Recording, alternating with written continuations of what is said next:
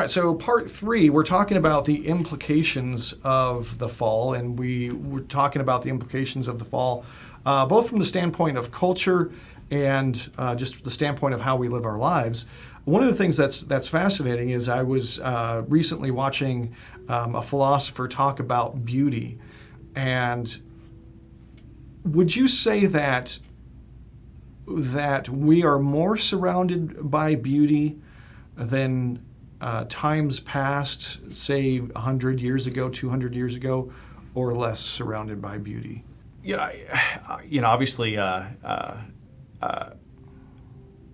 not going to find me, wandering into a neighborhood in the East Valley here and being like, wow, look at the beautiful cookie cutter houses, and it's not that they don't have their place or anything like that, but it's not the same way that somebody might wander into an old neighborhood and be like, wow, look at the Victorian houses and appreciate just the detail in the architecture and things of this sort. So you're saying that people will travel across the world to visit Venice and take pictures, but not Dobson Ranch. That's right. Okay. Yeah, and I think that, when you look at clothing, when you look at a lot of things, that beauty plays a much less significant part in our lives than it has in the past. So being a scientist, what does beauty mean to you as a scientist? In a sense, I want to say that there's not a place for beauty. Like, we don't have a beauty meter that we can measure it with, like the way we measure everything else. But that's not entirely true. I mean, there's something in a scientist when they're looking, especially at kind of foundational theories and stuff like that, they often are looking for a beauty or an elegance to a theory and stuff like that. Not just that it's just random, that's how it is, And so there's still a place for it, but at the same time, in kind of the nuts and bolts of scientific work on a daily basis, not so much. When you look at how philosophers attempt to define beauty, first of all, it's not an easy thing to define. But I would say that one of the best definitions I've ever heard of beauty is the attractiveness of the truly good. And what it means is that when something is kind of at the top of its own hierarchy, that there's an attractiveness to that we experience as beauty. So you can take a building, and when a building is at the top of what a building can be, when it reaches kind of perfection, then we experience that as beauty. Or you can find that in a person, or you can find it sometimes in an equation, or something. When something is kind of at the height of what it can be, then we have a tendency to experience that as, we tend to be attracted to that, and we give that attraction the name beauty. Here's the interesting thing, though, is that if you all of that depends on there being a hierarchy and there being something at the top of it. And one of the interesting aspects of the fall is that I have no doubt that the fall was greatly destructive of our ability to appreciate beauty. When Satan entered that pride into our lives, that rather than look up to God, we can be just as good as him, there's a destruction of the appreciation of beauty that's, I think, inherent within that.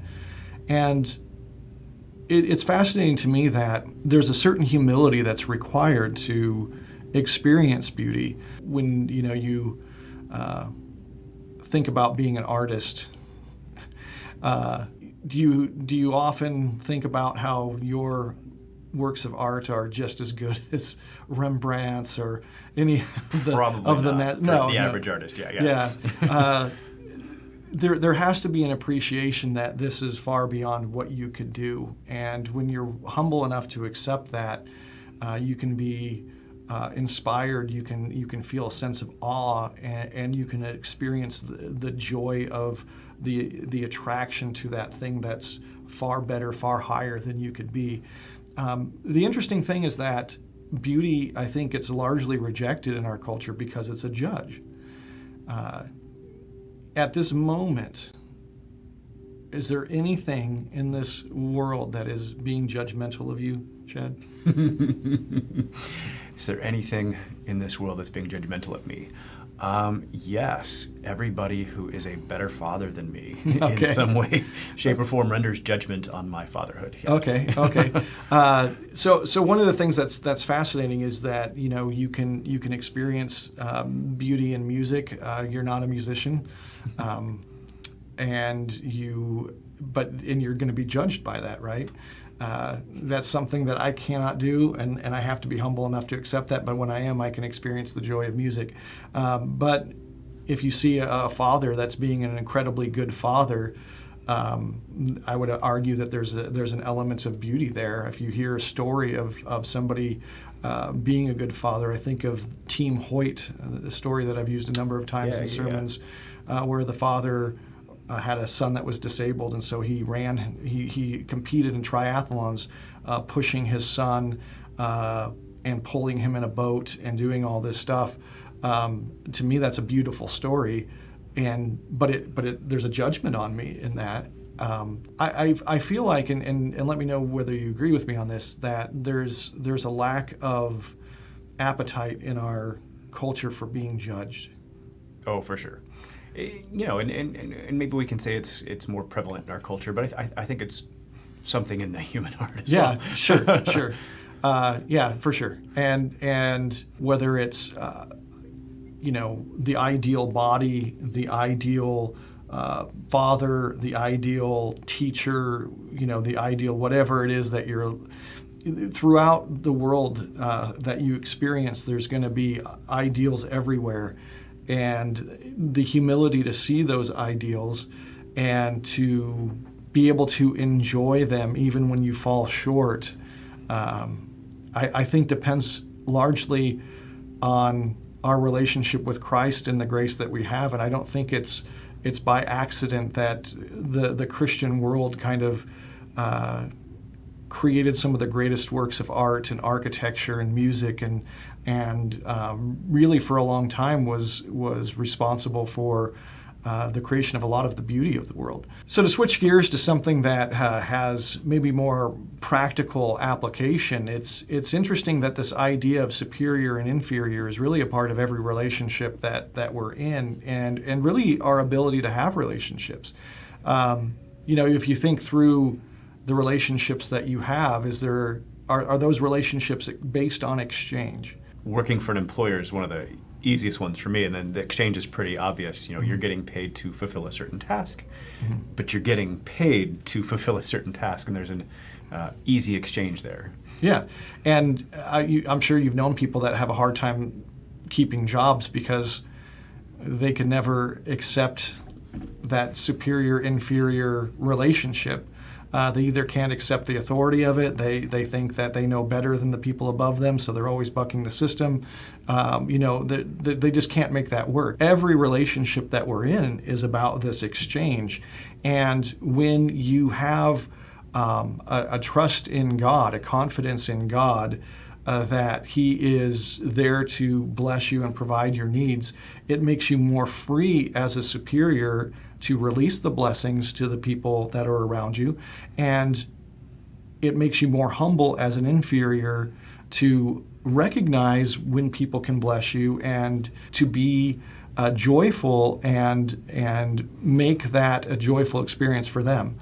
Whether you look at your relationship with your children, your relationship with your wife, any of the friendships that you're in, there's this constant even in a friendship where you're largely equals, that equality is maybe a description of the overall state of the relationship. But in any one particular, it's not like you're equal in every aspect, right? You don't have friends that are just as good at chemistry as you are, just as good at working on engines, just as good, down the line. There's always this give and take. They're able to exchange with you because they have skills that you don't have, and you're able to exchange with them because you have skills that they don't. And the ability to humbly recognize that, but also to make it joyful for them to give to you, is what makes a friendship fun. It's what makes any relationship rewarding and enjoyable. Do you remember a time growing up where you started to realize that this was kind of how relationships worked. You know what I'm saying? Because sometimes this happens at different points in our lives. You can look at young children who grasp this right away. You can look at people who are in their 70s and haven't grasped it yet. Do you remember a time in which you kind of thought, oh, this is how this goes? Yeah. I don't know if I was unique in this regard, but I was a pretty big recluse growing up, all the way, say, through high school. And somehow, like, going off to college gave me this freedom to, like, be new in a sense, I guess. But, like, I didn't get this at all the way through high school, I would say. I just didn't understand the nature of a relationship in general. And you know, you often hear it said, if you want to have friends, well, then you need to be a friend. And I didn't get that at all. You know, so it was definitely something that I didn't get till much later in life. And I looked at my siblings who I don't know if they got it here, but they didn't have a problem with it. They understood it, and it wasn't an issue for them. But it was definitely something I struggled with immensely. And it wasn't until I did get to college, you know, and maybe it's just kind of the more analytical approach I take to things and stuff like this, but it really was something that was very cerebral at the time and not natural. Yeah. And to some extent, there are times where that's still the case. Yeah. For me, there was a struggle in junior high, beginning of high school, not getting this at all, and then, you know, slowly having my eyes open to it. One of the things that was really fun is to watch my sons growing up and to see that, you know, they're good friends. The nature of that friendship is interesting to me, and this idea of superior and inferior and blessing goes down even to something as simple as sense of humor. My son Eric is great at making jokes, and my son Tyler is great at laughing at them. And it makes a real joyful exchange between them. It works, and so in almost every facet of our life, there's this idea, and if we open our eyes to it, it's amazing how it can transform our relationships, because there's so much joy to be had in life if we have the humility to recognize those qualities in other people that exceed ours, and to take real joy in them. And then to be able to see the people around us that could use what we have, and to be generous in giving that.